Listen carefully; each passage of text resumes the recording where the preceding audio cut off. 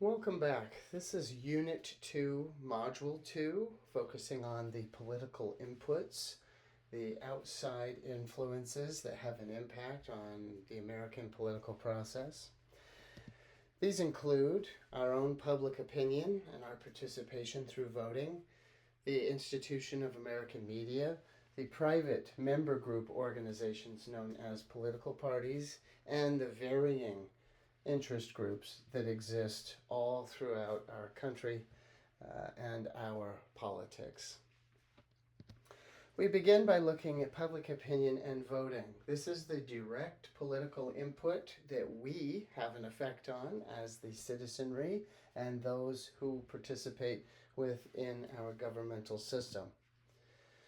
Public opinion is extremely straightforward. It is the collection of popular views that we as a society have about anything, a person, a policy, an event, something that we are going through as a society as a whole. And it is often sought after by politicians and the media to help determine and interpret the pulse of the nation. What do we feel? These opinions are built up of beliefs and attitudes that you develop from the beginning of life in childhood. Your beliefs are closely held ideas that support the values and expectations you have about life. These are learned very early on in life. Your ideas about equality, liberty, freedom, and privacy are all derived through the real-time experiences you have as a child. These beliefs create the sense of attitude that you have about the world around you.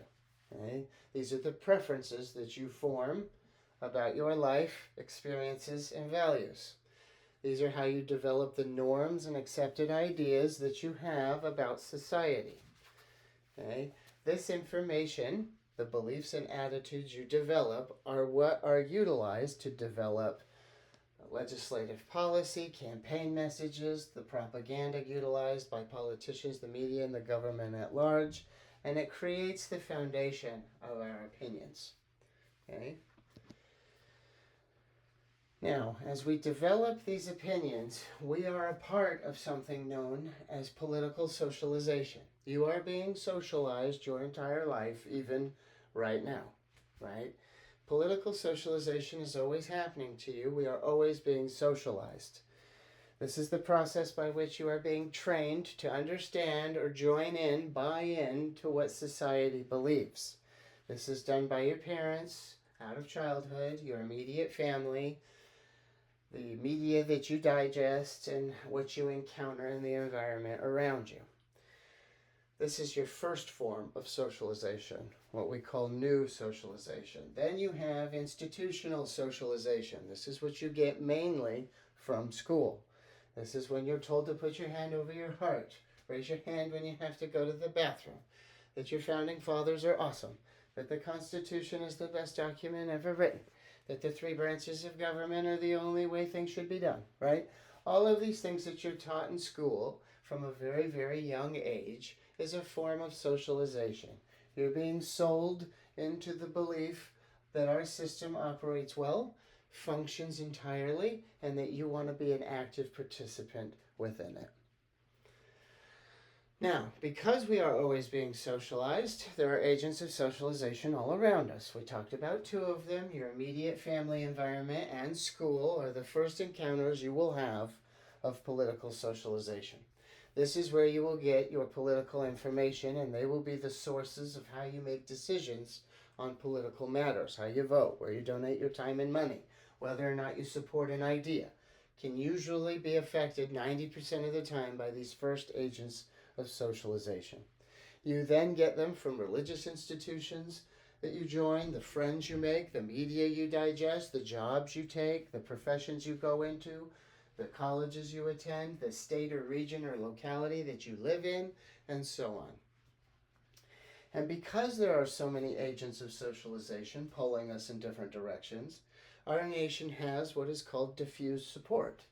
People say, well, if things get so bad in the United States, why doesn't anybody do anything? Why don't we uprise? Why don't we have a revolution or a protest? And we see them take shape across the country, but never in a unified, unison way. And that's because of diffuse support. We have a generalized, socialized acceptance of how the government works and our assumption that it is legitimate. Because we are broken up into so many different factions and groups, from Florida to California, from Republican to Democrat, from my family to your family, my job to your job, because of all those breakdowns and categorizations, it's very hard for us to come together as one unified populace, like France can, or Germany can. Those people have a very common history, a common culture, a common religion. The United States doesn't even have a common language or common religion. So because of that, we are very diffused in aligning that socialized support. Now, as we develop our beliefs and our attitudes, which go on to make up our opinions, that informs what will become our political ideology. What policies, platforms, or political ideas do our opinions shape in terms of political theory? These are rooted specifically in the individual based on their lifetime experiences. My generation was heavily impacted by some historically traumatic events, like 9/11 or the Great Recession of 2008-2009. Some people lived through the cultural and social revolutions of the 60s and 70s, and those have a high impact on someone's political ideology. Some people have catastrophic historical events that will have a permanent impact on the ideology they select, like growing up through the Great Depression, or participating in one of the world wars, or being an immigrant from another part of the world that saw a different government system. All of this implies our political ideology. Now, once we have developed this ideology, we are then placed on what's called a spectrum. This spectrum is how we analyze where people fall in terms of their political ideology. There are extremes at both ends, with a moderate centrist view in the middle. One side, which we call the right, leans into the political ideals of conservatism, fascism, and authoritarianism. And just because they are on the same side of the spectrum does not mean they are necessarily connected. They just share some of the basic core tenets. On the left, we see communism, socialism, and liberalism. One side aims to bring about political change through social conservatism, traditional values, and the limited involvement and complexities of government.